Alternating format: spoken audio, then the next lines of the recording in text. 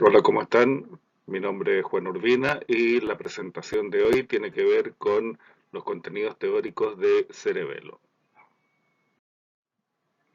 Para situarnos desde el punto de vista de la localización de esta estructura, está dispuesta en la fosa craneal posterior junto con el tronco encefálico. El cerebelo se ubica por detrás de esta estructura y protegido en la parte superior por una membrana dependiente de las meninges, de la dura madre específicamente, que se denomina el tentorio o la tienda del cerebelo. Esta es la presentación correcta desde el punto de vista de la disposición. El tronco encefálico apoyado en la porción basilar del occipital, el mesencéfalo, el puente y el bulbo raquídeo. Por detrás de estos elementos está este ensanchamiento del primitivo tubo neural que se denomina el cuarto ventrículo, que tiene un piso que está formado por la parte correspondiente a la cara posterior del puente y la cara posterior del bulbo, que tiene un techo delimitado por una lámina medular de sustancia blanca que se denomina el velo medular superior y por una tele pendimaria que reviste entonces el techo en la parte inferior del cuarto ventrículo y además lo complementa en esta parte posterior lo que corresponde al cerebelo.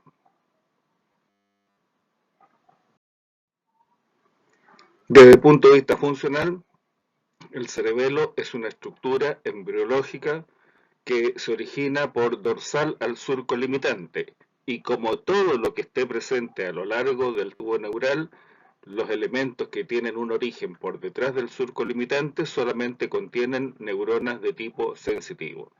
Pero ¿cómo es que este cerebelo controla tres funciones generales importantes que están determinando el movimiento? Por ejemplo, el equilibrio, la postura y la coordinación. Es porque a esta estructura, que es el cerebelo, llega información proveniente de la médula espinal, los fascículos espinocerebelosos dorsal y ventral, con información propioceptiva inconsciente, proveniente de tendones, de ligamentos, de cápsulas articulares, de fascias. Llega información proveniente de los núcleos vestibulares asociado al equilibrio, de la posición dispuesta en el sector de la cabeza, el octavo par craneal en su componente vestibular, y llega información proveniente desde la corteza cerebral para poder realizar la coordinación, el trabajo dispuesto entre músculos agonistas, sinergistas y fijadores en pos de un objetivo final.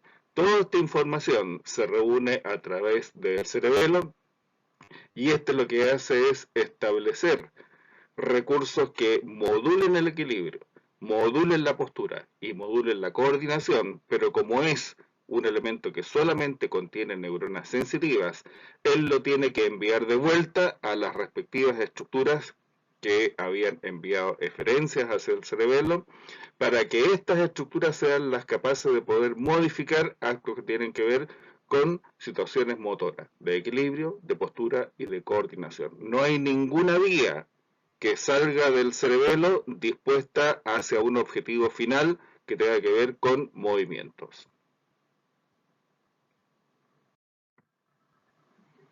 La organización del cerebelo se puede realizar de diferentes formas. Por ejemplo, una de ellas nos indica que hay un lóbulo central. Esta es una vista por la parte superior, que esta estructura dispuesta en el plano medio se denomina el vermis cerebeloso por su forma de gusano. Proyectándose lateralmente al vermis están los dos hemisferios cerebelosos, uno derecho y el otro izquierdo. Como esta es una vista por la cara superior, también podemos observar lo mismo desde la cara inferior. Para observar la representación de la configuración externa del cerebelo, se establece una analogía con la representación del globo terráqueo que tiene una forma esferoidea. Sin embargo, para poder estudiarlo en una figura plana, se establece entonces la confección del mapa mundi. Este es el cerebelo con su cara superior y su cara inferior y esta es la representación gráfica de lo dispuesto para esta estructura. Lo que estamos observando en esta posición se dispone en la parte más anterior y superior del cerebelo, lo que estamos identificando en esta posición representa la parte más anterior pero inferior del cerebelo, mientras que lo que está dispuesto en este compartimento intermedio representa la parte posterior tanto de la cara superior como de la cara inferior del cerebelo. Además de la organización en un lóbulo central que es el vermis y de dos proyecciones laterales que son los hemisferios cerebelosos, existen también otras formas importantes de organización. Por ejemplo, de acuerdo a su origen filogenético u ontogenético, a partir de su desarrollo, este cerebelo tiene una porción antigua que está en la parte más anterior e inferior y que se denomina el arquicerebelo. Presenta un lóbulo central que le corresponde al vermis y dos lóbulos lateralizados que le corresponden a los hemisferios. Y a este sector del arquicerebelo se le atribuyen funciones que están asociadas al control del equilibrio, de tal manera que ellos reciben y envían información hacia los núcleos vestibulares. Están asociados a la parte vestibular del octavo par craneal. Después, hay otro sector que está dispuesto en la parte más anterior y superior del cerebelo, que se denomina el paleocerebelo. Es un cerebelo de un desarrollo intermedio dentro de su evolución y a él le corresponden las funciones que están asociadas al control del tono muscular y la postura. Postura cualquiera que sea, de pie, sentado, cuatro pies, en una posición de decúbito. De acuerdo a la posición que esta parte del cerebelo ocupa, es que a este sector también se le denomina lóbulo anterior. Y finalmente hay otra estructura más amplia dentro del desarrollo del cerebelo que se denomina el neocerebelo, que en la cara superior está separado por una depresión que se denomina la fisura prima, que es determinante entonces en la separación de este sector que es el paleocerebelo, de este otro sector que es el neocerebelo, o también denominado lóbulo posterior. Así como la fisura prima delimitaba el paleocerebelo del neocerebelo en la cara superior, en la parte inferior, el arquicerebelo está separado del neocerebelo en esta porción inferior a través también de una depresión importante que se denomina fisura posterolateral.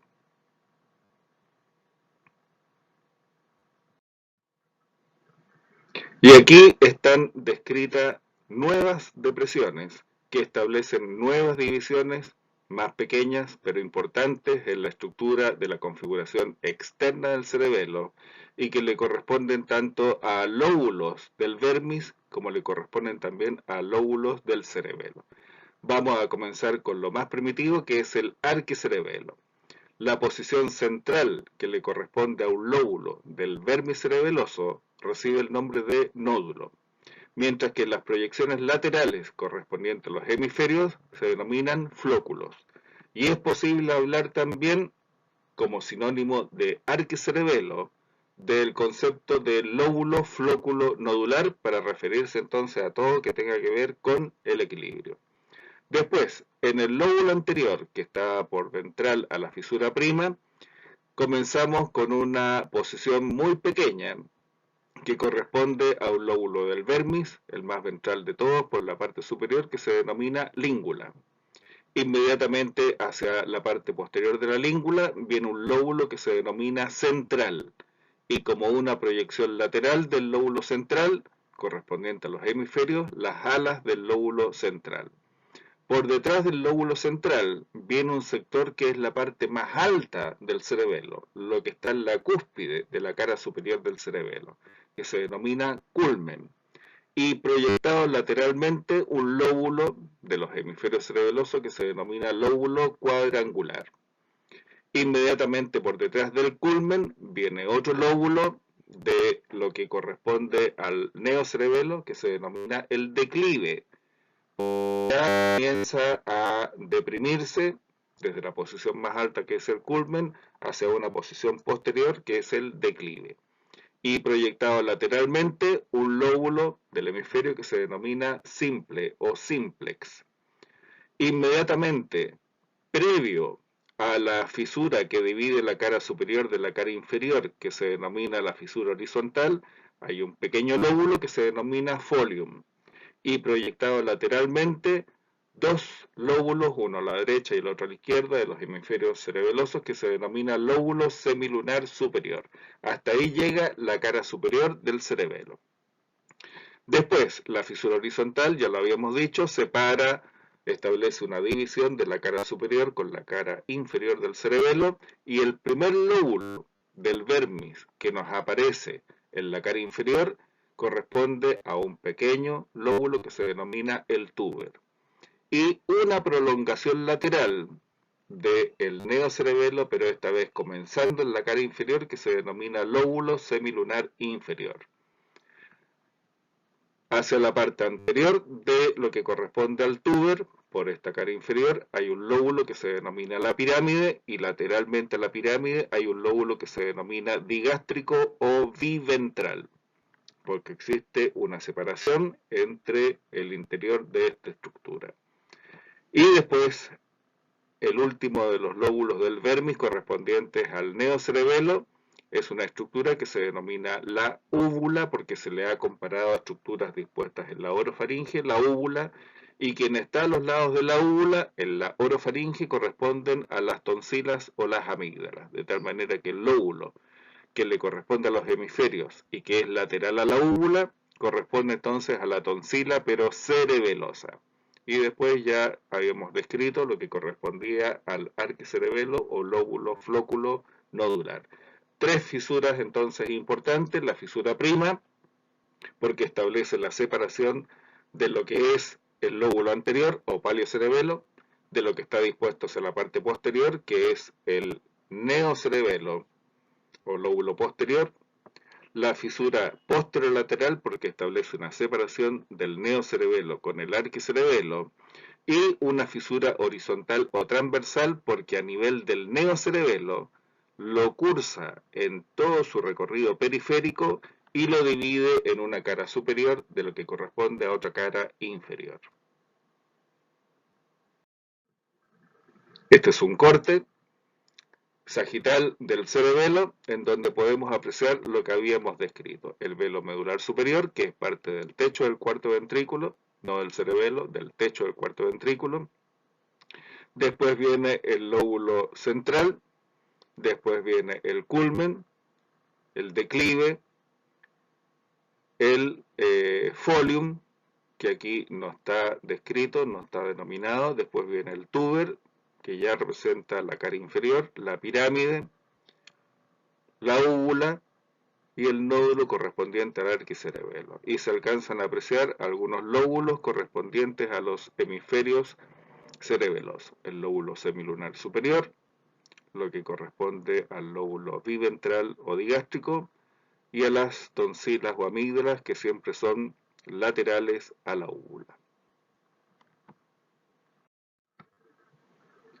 La representación gráfica de la disposición de las neuronas que regulan el equilibrio, la postura y la coordinación están dispuestas en esta imagen.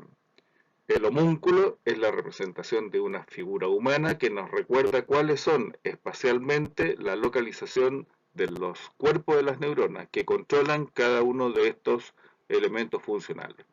Entonces, aquí tenemos la representación de neuronas que regulan el equilibrio, la coordinación y el tono muscular para todos aquellos elementos que estén dispuestos en el tronco, en la parte media, lo correspondiente al vermis.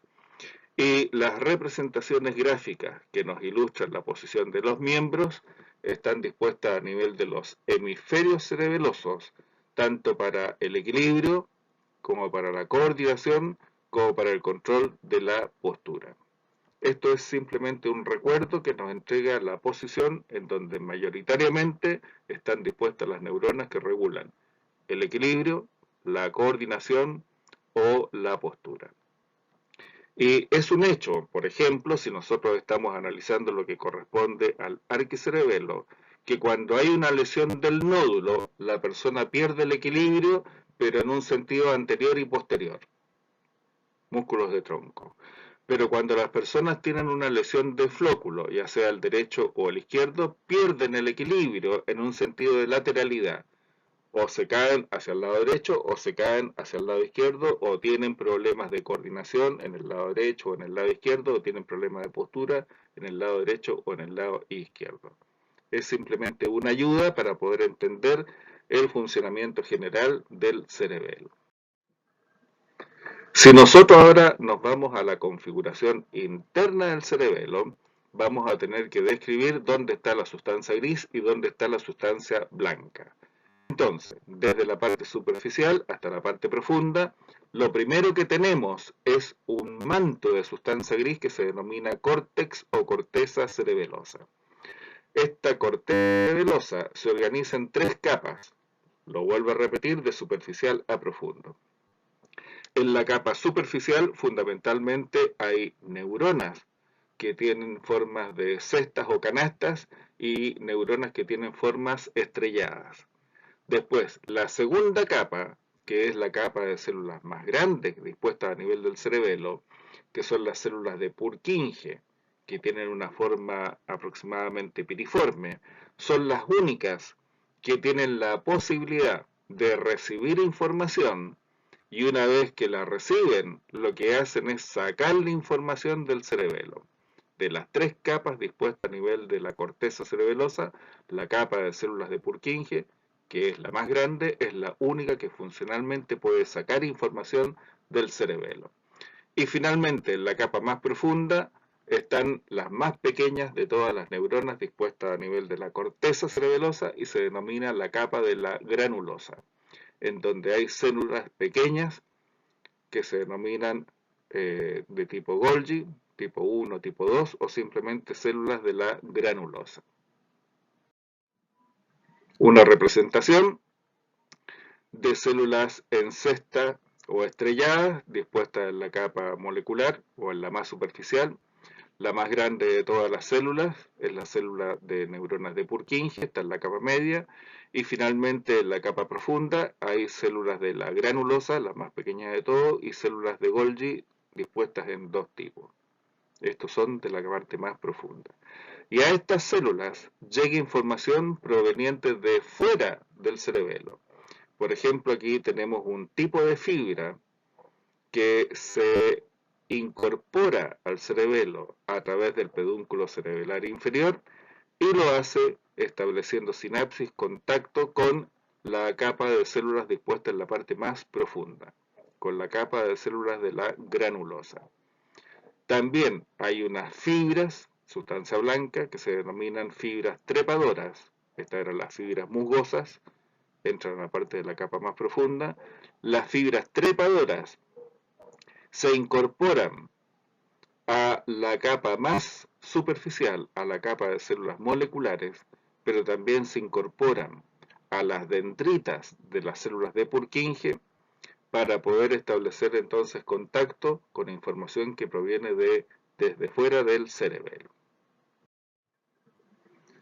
En la parte que tiene que ver con la disposición de somas neuronales dispuestos en la parte profunda, ya habíamos dicho desde el punto de vista general que los somas neuronales cuando estaban dispuestos en la parte profunda del sistema nervioso central se denominaban núcleos. Los núcleos tienen una relación funcional con cada uno de los lóbulos del cerebelo. Y es así entonces como existe un núcleo que se denomina núcleo dentado, o también el nombre más antiguo era de oliva cerebelosa. Tiene que ser nombrado así para poder diferenciarlo de la oliva vulvar, y es un núcleo que trabaja asociado a las funciones del neocerebelo. Por lo tanto, este núcleo trabaja con información de coordinación, músculos agonistas, antagonistas, sinergistas y fijadores. En una posición intermedia hay un núcleo, varios núcleos. Hay un núcleo que tiene una forma alargada pero pequeña que se denomina emboliforme, y pueden haber dos o tres núcleos que tienen una forma esferoidea pero pequeños, que se denominan globosos, pueden ser dos o tres. Y cuando se habla en conjunto de este núcleo emboliforme y de estos núcleos globosos, en general en la nomenclatura antigua también se habla de núcleo interpósito. Pero lo más importante es que este núcleo, emboliforme y globoso o interpósito, trabaja asociado a las funciones del palio-cerebelo, de tal manera que ellos van a determinar el control de la postura, del tono muscular. Y finalmente, la parte más profunda, muy próximo a la línea media del cerebelo, hay un núcleo que se denomina fastigial o del techo. Y este núcleo trabaja asociado a funciones que provienen desde el núcleos vestibulares, de tal manera que el núcleo fastigial o del techo se relaciona funcionalmente con el control del equilibrio. Esquemáticamente, aquí estamos viendo un corte frontal del cerebelo. Esto corresponde a una estructura que es el puente. Aquí estamos viendo la parte del vermis, los hemisferios cerebelosos. Observamos que en la parte periférica el cerebelo tiene un manto de sustancia gris correspondiente al arqui, al palio y al neocerebelo, y que en la parte profunda hay una serie de estructuras nucleares. Esta estructura, que está señalada con el número 11, corresponde al núcleo dentado, o bien clásicamente denominado la oliva cerebelosa, funcionalmente relacionado con la coordinación. Hacia medial de él, el número 10 y el número 9. El número 10 corresponde al núcleo emboliforme, el número 9 corresponden a los núcleos globosos. El 9 con el 10 en la nomenclatura clásica se denomina núcleo interpósito. Trabaja funcionalmente asociado al palio-cerebelo, por lo tanto determina el control de la postura. Y finalmente el número 8, próximo a la línea media, es un núcleo que tiene un origen a lo que tiene que ver con la corteza del arquicerebelo y determina lo que está asociado al control del equilibrio. Desde el punto de vista de la configuración interna y asociado a la descripción de la sustancia blanca, vamos a hablar de fibras. Estas fibras se incorporan o sacan información del cerebelo y se establecen a través de pedúnculos cerebelares. El pedúnculo cerebelar superior, o clásicamente denominado brazo conjuntival superior, lo que hace es conectar mesencéfalo con cerebelo y con información que vuelve al mesencéfalo. El pedúnculo cerebelar medio, que es el mayor contingente de fibras, lo que hace es conectar los núcleos del puente con el cerebelo y vuelve con información hacia el cerebro, pedúnculo cerebelar medio. Y el pedúnculo cerebral inferior, o también clásicamente denominado cuerpo restiforme, porque es el más pequeño de todos los pedúnculos cerebelares, lo que hace es incorporar información que proviene desde el bulbo raquídeo hacia el cerebelo y vuelve nuevamente a la posición del bulbo raquídeo.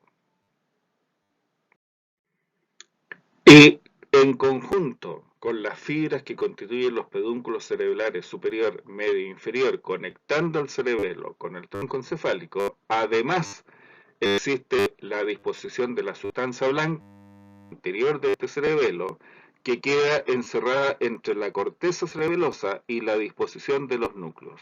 Si ustedes se fijan, este esquema tiene un color más claro, que está encerrado entre los núcleos y la corteza cerebelosa.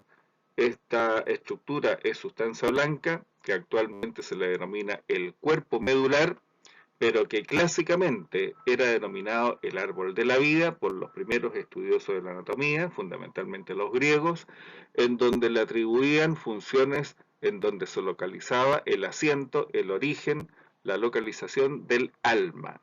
Por eso es que se le daba el nombre de árbol de la vida. Junto con las fibras que se incorporan o salen por los pedúnculos cerebelar superior, medio e inferior y las del cuerpo medular, hay fibras que se incorporan a través del pedúnculo cerebelar inferior o a través del pedúnculo cerebelar medio. Esas fibras son las denominadas fibras musgosas, que establecen conexiones con la capa profunda del cerebelo, y las fibras trepadoras, que logran llegar hasta la capa superficial y también a la capa de células de Purkinje. Y estos dos tipos de fibras, las fibras musgosas y las fibras trepadoras, fabrican un neurotransmisor que es excitador sobre el impulso de tipo nervioso. En este esquema podemos apreciar las fibras que provienen desde los núcleos del puente. Las fibras musgosas llegan hasta la capa de células de la granulosa, las que a su vez establecen sinapsis con la fibra de la capa molecular y de las células de Purkinje. Las fibras trepadoras vienen desde la oliva inferior, estas vienen incorporándose por el pedúnculo cerebelar medio, los núcleos del puente, estas vienen incorporándose desde los núcleos olivar inferior u oliva vulvar, se incorporan en la parte más superficial de la capa molecular, pero también logran establecer sinapsis con las dendritas de las células de Purkinje. Tanto las fibras musgosas como las fibras trepadoras fabrican un neurotransmisor, aquí se puede ver por los signos que estamos observando, que es el glutamato, y el glutamato es un excitador sobre la función del impulso nervioso. Y una vez que establecen sinapsis con las células de Purkinje producen otro neurotransmisor que se denomina GABA o ácido gamma amino butírico, que tiene un efecto inhibidor sobre la estimulación del impulso nervioso.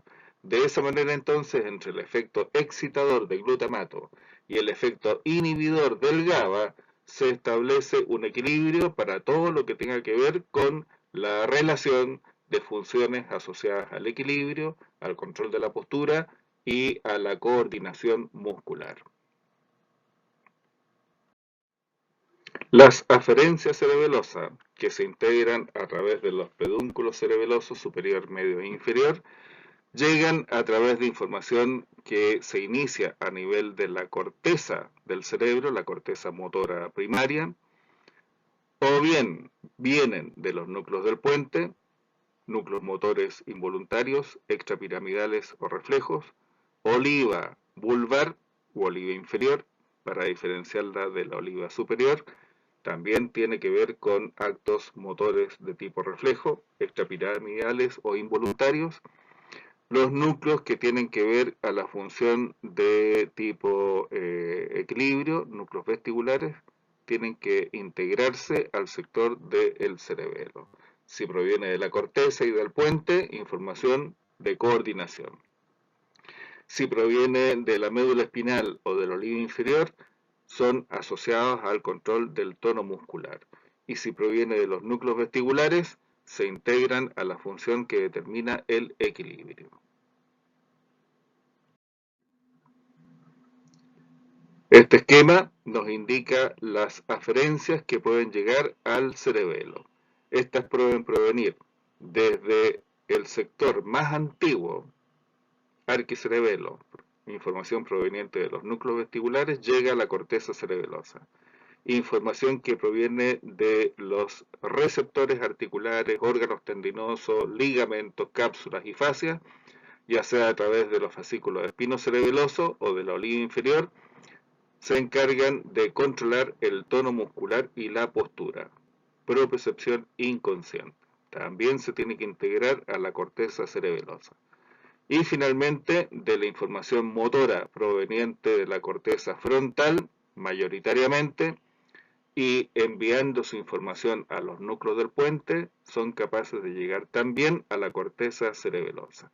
Estas son las aferencias que llegan al cerebelo, de coordinación, de propriocepción inconsciente y de equilibrio. Una vez que llegan a él, el cerebelo realiza los ajustes correspondientes de inhibición o de facilitación por glutamato o por GABA para que la información salga y vuelva al origen de esta información, o a la corteza frontal, o a los núcleos vestibulares, o bien con destino para realizar ajustes a nivel de médula espinal.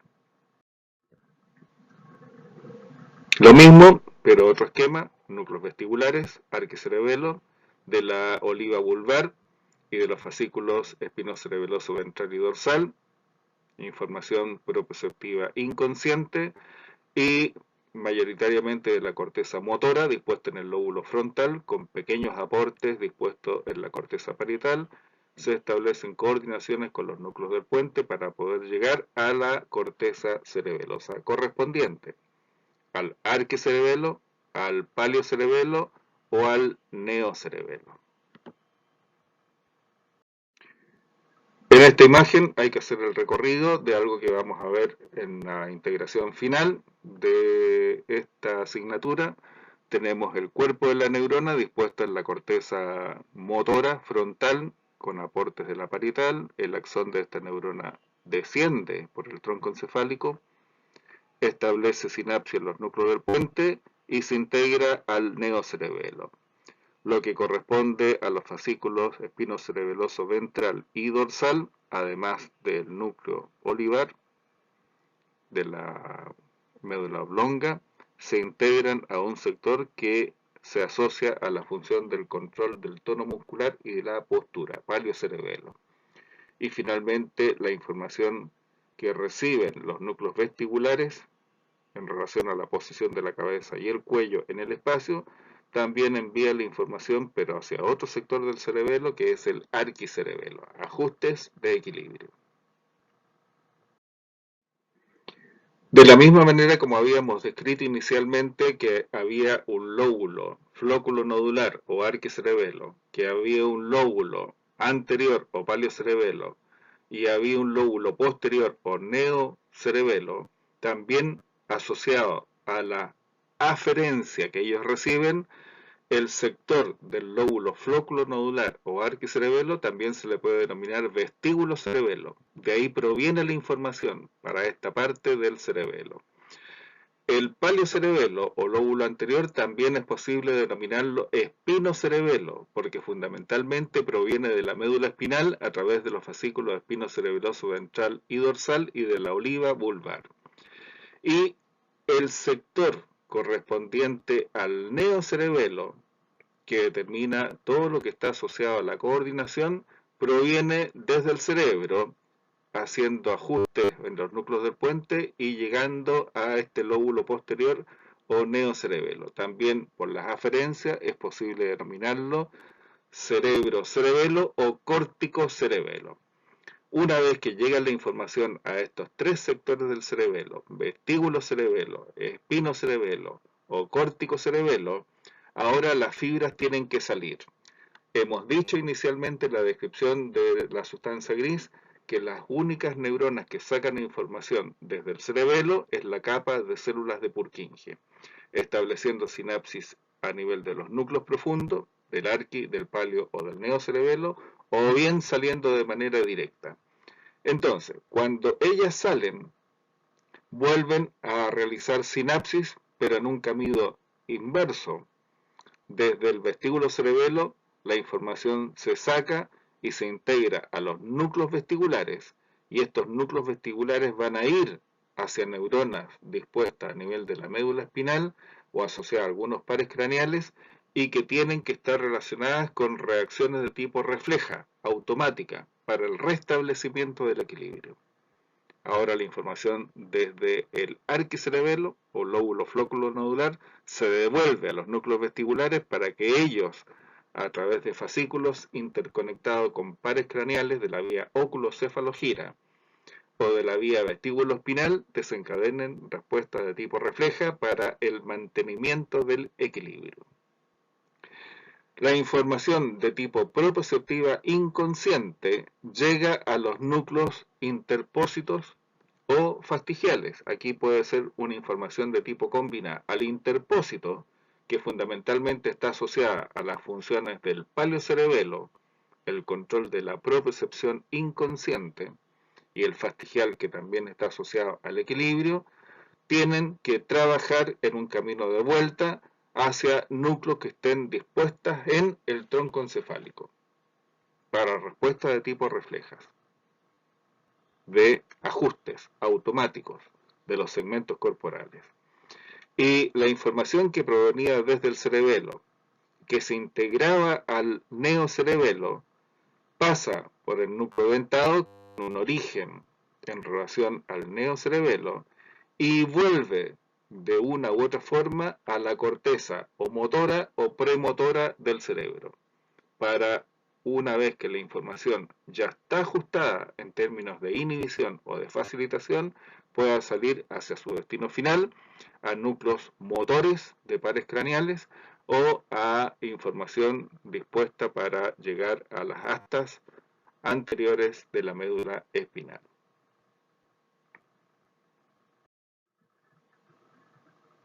De la corteza cerebelosa,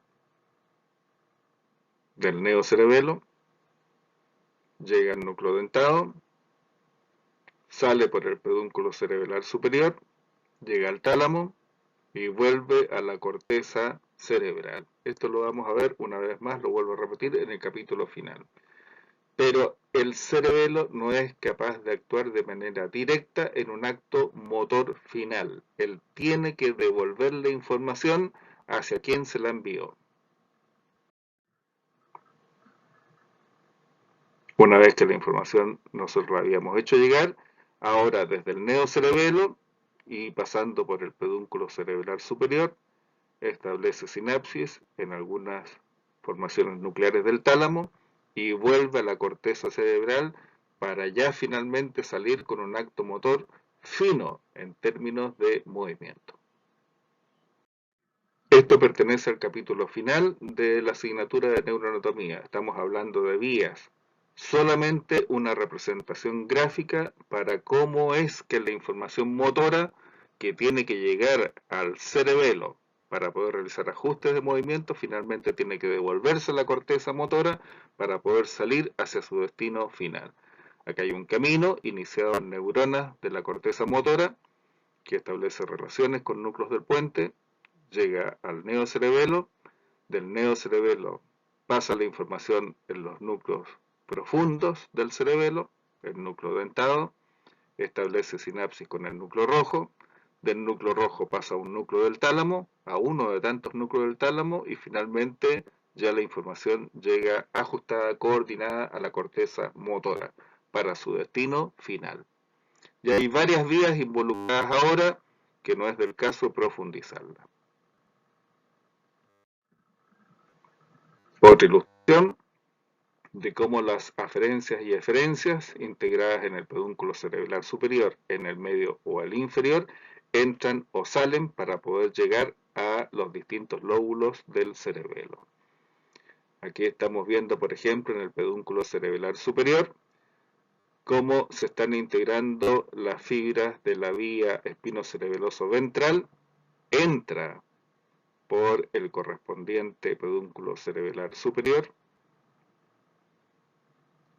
el fascículo espinocerebeloso dorsal entra por el pedúnculo cerebral inferior, los núcleos olivares entran por el pedúnculo cerebral inferior, los núcleos del puente entran por el pedúnculo cerebral medio. Por el pedúnculo cerebral superior, también la información de equilibrio llega a establecer relaciones de sinapsis con los núcleos vestibulares para su destino final. Del neocerebelo y a través del núcleo dentado, la información sale por el pedúnculo cerebral superior para establecer relaciones con una devolución de la información que pasando por el núcleo rojo, que pasando por el tálamo, nuevamente tiene que llegar a la corteza cerebral.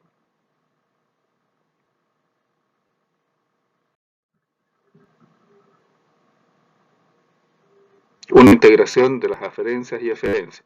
Solamente como un ejemplo, corteza, núcleo del puente, neocerebelo, neocerebelo, células de Purkinje, núcleo dentado, pedúnculo cerebral superior, aquí falta un núcleo, que es el núcleo rojo, motor extrapiramidal, llega a otro núcleo del tálamo y este núcleo finalmente devuelve la información a la corteza cerebral.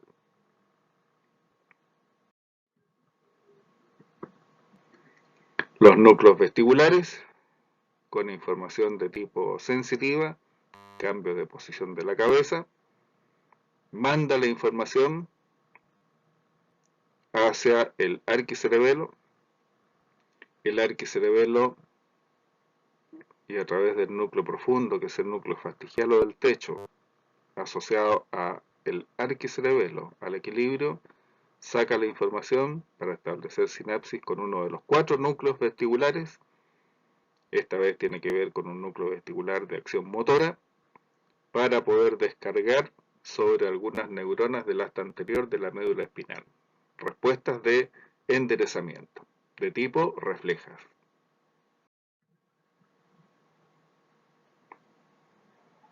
La óliva inferior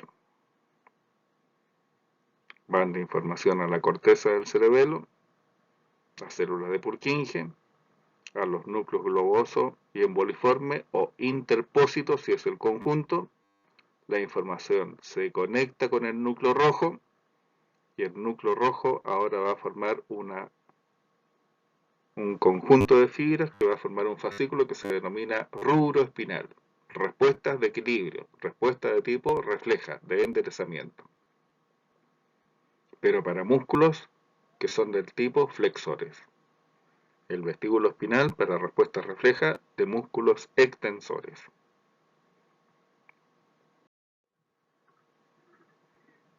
Y esto es más familiar para ustedes. Las aferencias cerebelosas provienen del fascículo espinocerebeloso dorsal, proveniente de T6 hacia abajo, tendones, cápsulas, fascias, usos musculares. Esa información es captada por dendritas de una primera neurona del ganglio de la raíz dorsal, se conectan con segundas neuronas de la lámina 7.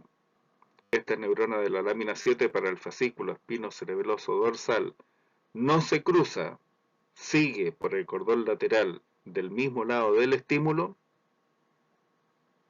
y se integra a través del pedúnculo cerebelar inferior hacia un sector del cerebelo que corresponde al paliocerebelo, propiocepción inconsciente, tono muscular, postura. Para el fascículo espinocerebeloso ventral, de T6 hasta cuello, la información proviene desde usos musculares, cápsulas articulares, ligamentos, fascias, dendritas que le pertenecen a una primera neurona del ganglio de la raíz dorsal, que se integra a una segunda neurona de la lámina 7.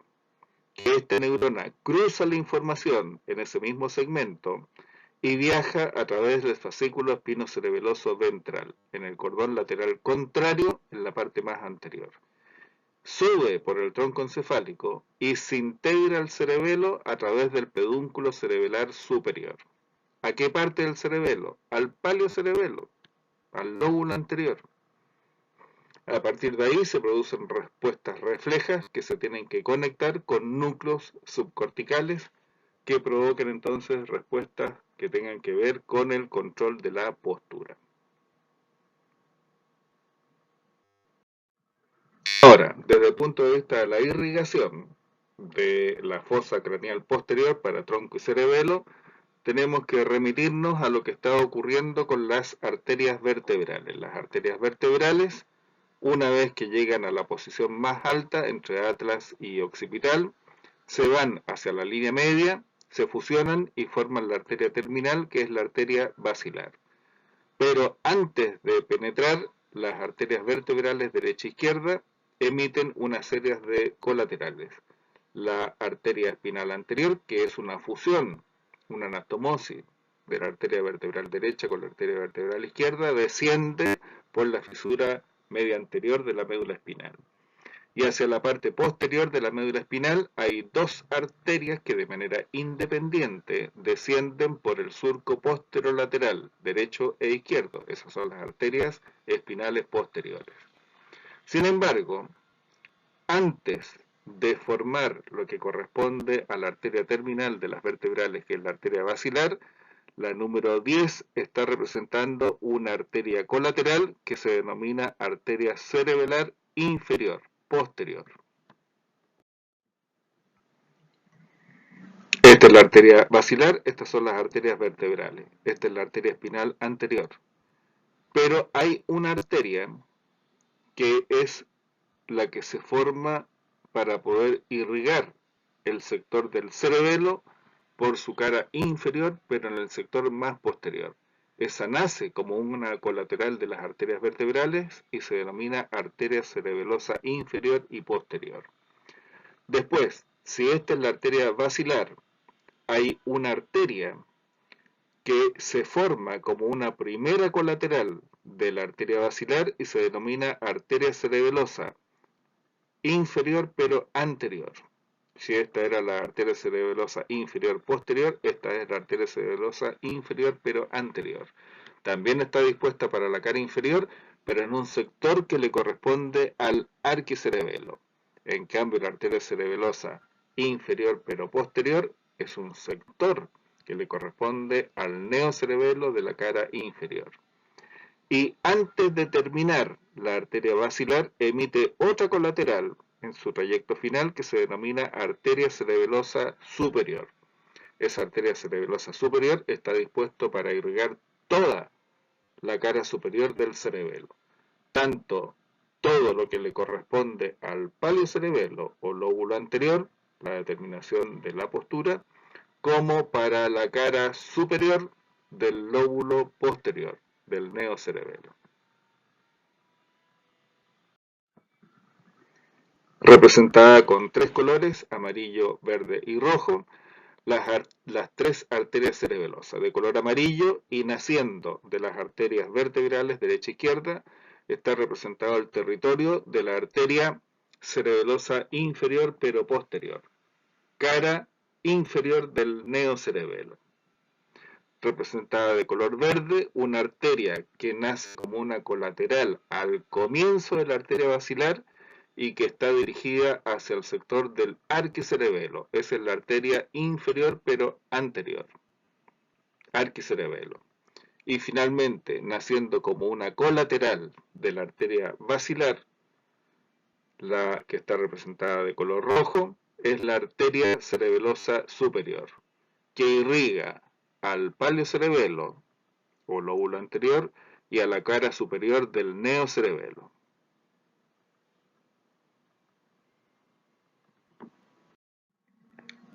Una disección del sistema vértebro-basilar, que es el aporte posterior de la cavidad craneal. Estas son las arterias vertebrales y esta es la basilar. Este es el aporte de irrigación a la fosa craneal posterior. Y en la fosa craneal media se incorporan las arterias carótidas internas para representar la irrigación de todos aquellos elementos encefálicos dispuestos en la fosa craneal media y en la fosa craneal anterior.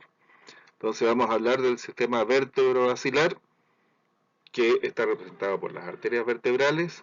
Aquí no se ven todas las arterias, pero hay una colateral pequeña que se devuelve hacia la cara inferior, pero en el sector más posterior del cerebelo.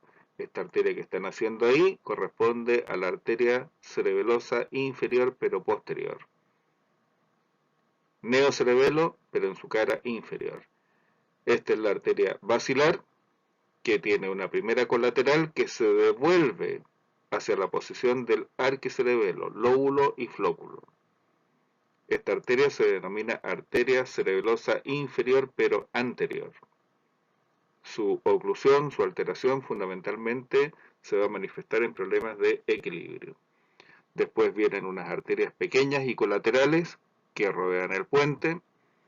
Son las arterias pónticas, hay algunas que son mediales, otras que son laterales, y finalmente prácticamente al terminar la arteria basilar, pero como una colateral, emergen estas dos arterias que no se puede ver su trayecto final porque están dirigidos hacia la cara superior del cerebelo, tanto para el paliocerebelo como del neocerebelo. Esa es la arteria cerebelosa superior.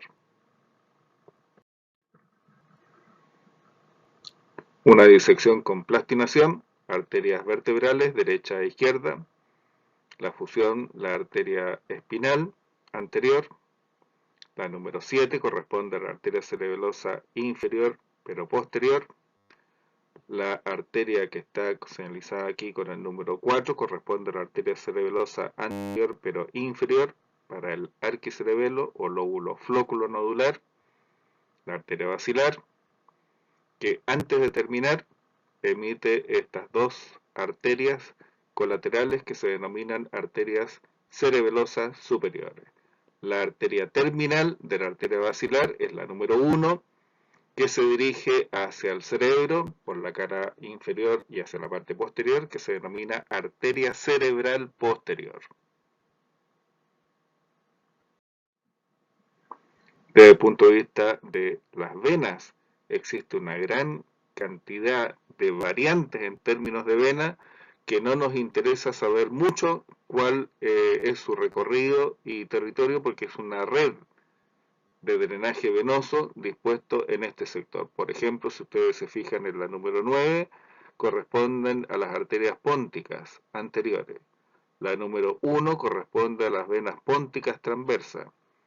Todo esto finalmente tiene que confluir en algunos vasos venosos importantes que son de dependencia de la dura madre, y como todavía no llegamos a ese capítulo, por el momento lo vamos a dejar así: una gran red venosa de drenaje dispuesta para el tronco encefálico y el cerebelo.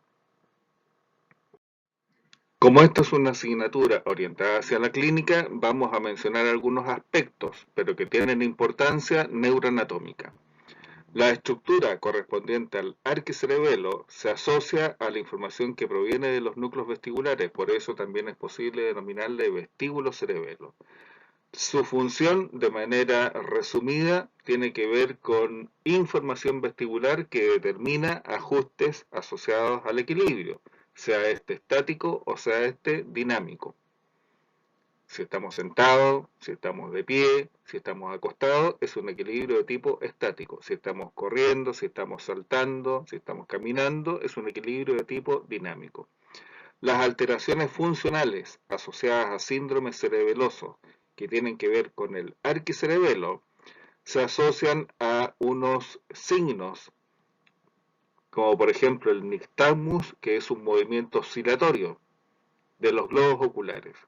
Los globos oculares oscilan de manera horizontal u oscilan de manera vertical, y uno lo puede observar en personas que sienten problemas de vértigo, que tienen cuadros clínicos asociados al vértigo. Y el globo ocular es una información importante porque trata de ajustar el equilibrio en base al estímulo de tipo visual.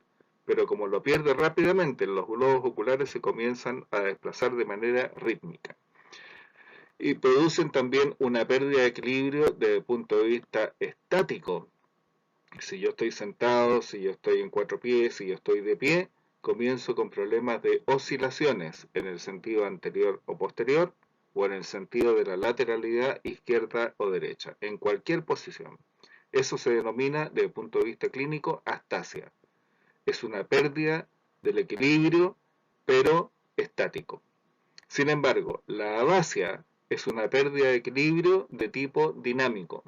Si yo le pido a una persona que camine en una línea recta imaginaria, o una línea recta que esté pintada en el suelo, y la persona no sigue la línea recta porque va perdiendo su base de sustentación, eso se denomina una abasia. Es la marcha característica del ebrio. Eso es una alteración del equilibrio que se manifiesta por una pérdida del equilibrio desde el punto de vista dinámico. No sigue la línea recta, abasia. La imagen nos entrega lo que corresponde a una función normal, perfecta, del equilibrio: caminar en una cuerda, en una línea, en una skate, en una bicicleta. Mantener el equilibrio es una función integrada de lo que tiene que ver con los núcleos vestibulares asociados al arquicerebelo. Las funciones, por ejemplo, se pueden reintegrar a través de diferentes propuestas de entrenamiento. Esto se denomina un plato de Freeman, lo utilizan muchos deportistas. Hay balones de pilates en la rehabilitación de niños que tengan una alteración del equilibrio por una condición de tipo neurológica. Se puede entrenar y lograr un potencial del remanente que tenga desde el punto de vista neurológico ese niño. Hay unos platos en donde se pone el niño que tenga menos habilidad desde el punto de vista motor, y se comienzan entonces a estimular. juegos que se utilizan con niños, vestibuladores, platos, balones. Síndromes cerebelosos que estén asociados al paliocerebelo, que funcionalmente se le podía denominar lóbulo anterior, pero que también se le podía denominar espinocerebelo por la información que recibía de los fascículos espinocerebeloso ventral y dorsal. La función, ya lo sabemos, ellos trabajan con información proprioceptiva, proveniente de todos los proprioceptores de nuestro aparato y sus alteraciones funcionales. Ustedes mayoritariamente lo van a observar en algunos conceptos de punto de vista clínico.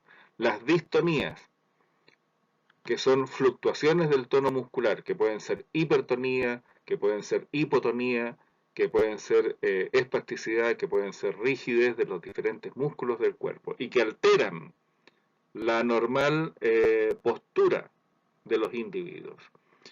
La palabra es cándida, que es una palabra que tiene fluctuaciones del tono. Todos nosotros hablamos en un tono más o menos variable, pero dentro de ciertos rangos.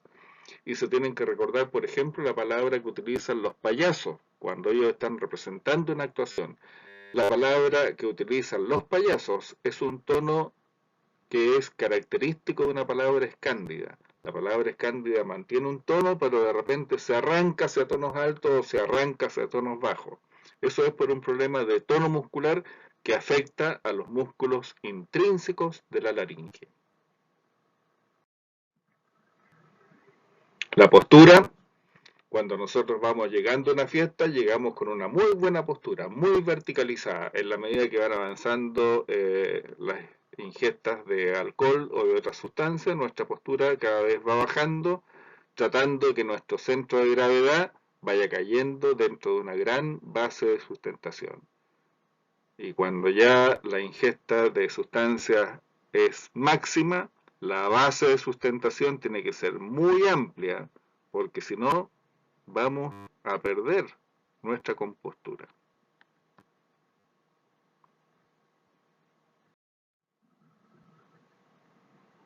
La postura sentada, el que el niño logre despegar no solamente su cuerpo, sino que un estímulo, un reflejo, por ejemplo, el reflejo de prevención, un niño que tenga menos de una semana de nacido, si uno le toma eh, las manos y lo levanta, o si uno le estimula la palma de sus manos, el niño tiene un reflejo que se denomina de prevención. Y es tan fuerte ese reflejo que uno lo puede retirar ligeramente de la cama, lo puede levantar y el niño va a levantarse, no solamente a través de su tronco, sino que manteniendo erguida su cabeza. Ese es un reflejo de postura asociado a este lóbulo anterior o paliocerebelo. Pero hay niños que no lo pueden hacer. Esta niña, por ejemplo, tiene mucha más edad que estos otros dos. Sin embargo, no es capaz de mantener una posición vertical. Tiene que utilizar apoyos que le permitan verticalizarse. Este niño es mucho más grande que este. Este debe tener meses, pero yo les digo que a la semana ustedes van a tener que probar este reflejo de prevención, que no se toma así, sino que se estimula con el dedo de ustedes, la palma de los dedos de su paciente. Y ese paciente se va a coger a través de la flexión de la palma de los dedos y no se va a desprender. Este niño no lo puede hacer. Pueden traccionar sus miembros superiores, pero por inhibición de todo lo que sean sus reflejos posturales, no se va a poder desprender de la cama. Y si lo hace, su tronco y su cabeza van a quedar colgando hacia la superficie de apoyo. Si no tienen un apoyo de su cabeza, este niño va a tener una mala postura de cabeza y cuello. Y obviamente que no va a tener la horizontalidad para su campo visual. Los síndromes cerebelosos asociados al neocerebelo están radicados en el neocerebelo o lóbulo posterior o córtico-cerebelo por la información que a él está llegando.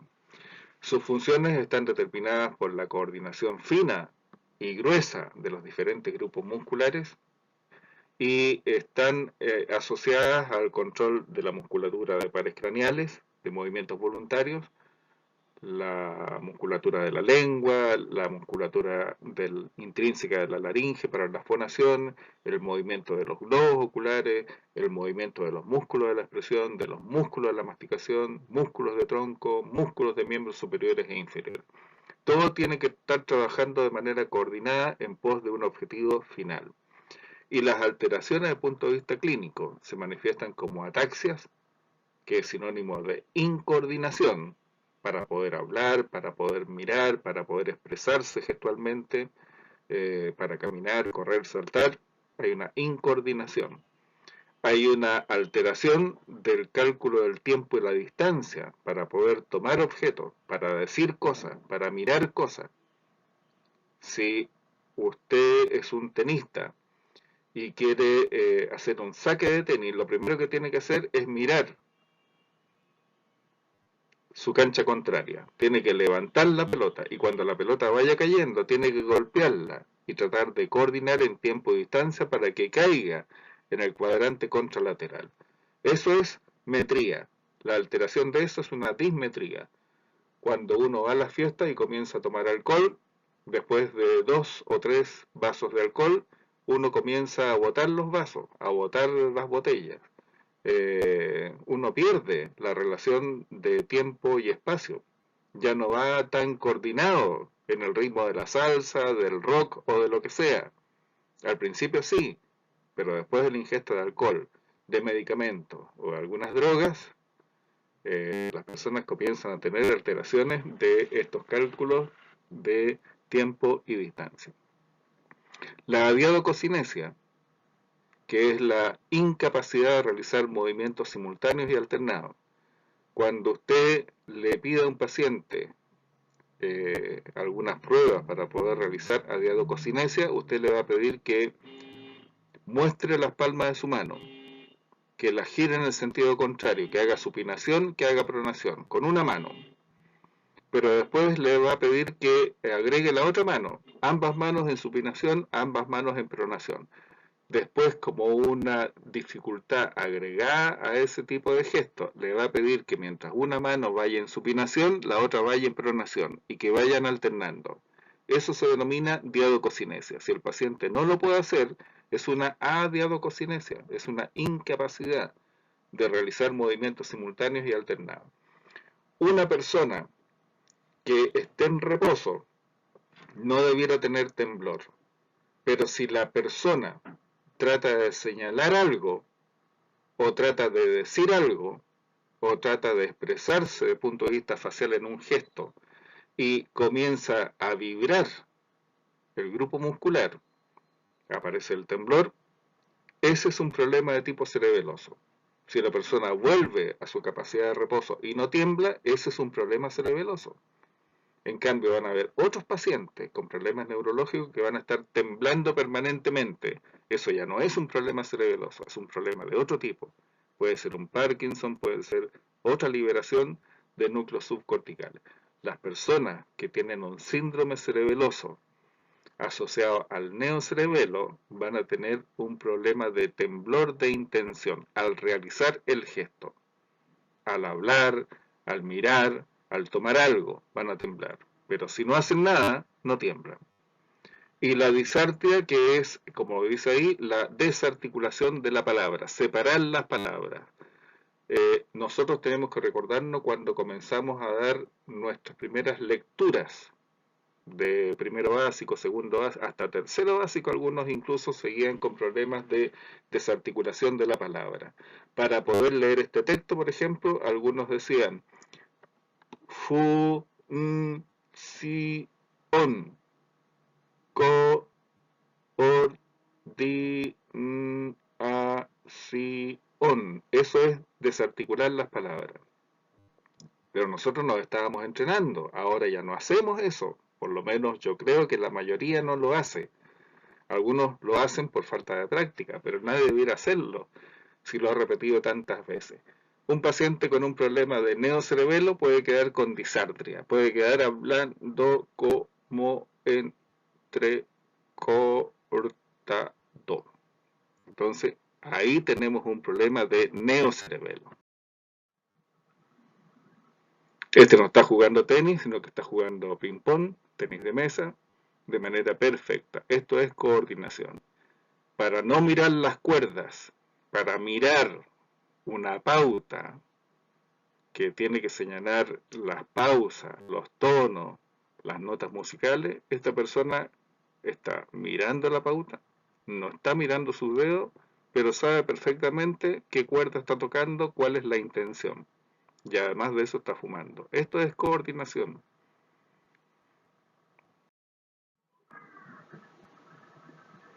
Y hay aparatos, la tecnología actualmente nos ha permitido incorporar elementos que permiten estimular la coordinación.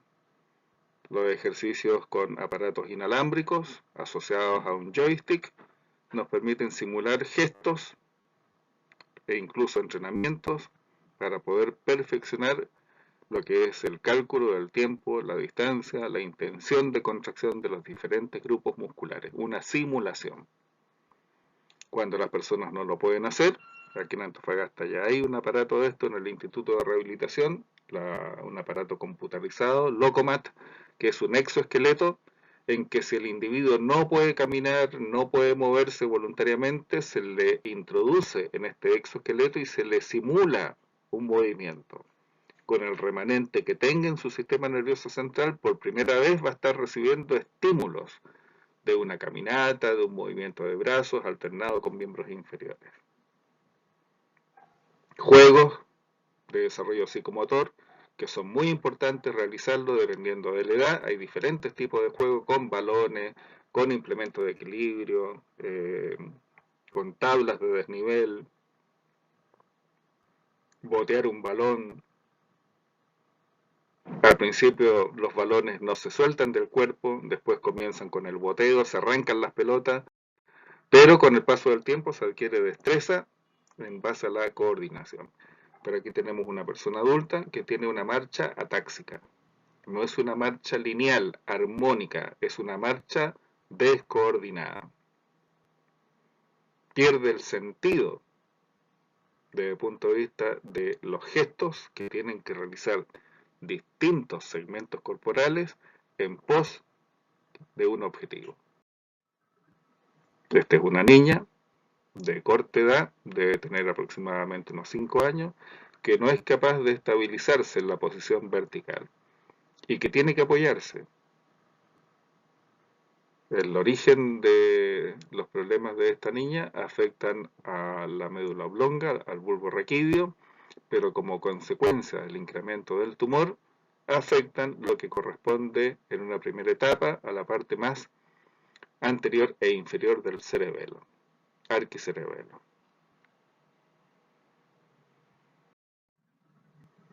Y obviamente que todos aspiramos a una integración perfecta de nuestro sistema nervioso central, el periférico, con los distintos segmentos del cuerpo. Esta es la perfección total a la que aspiramos todos y ojalá muchos logremos.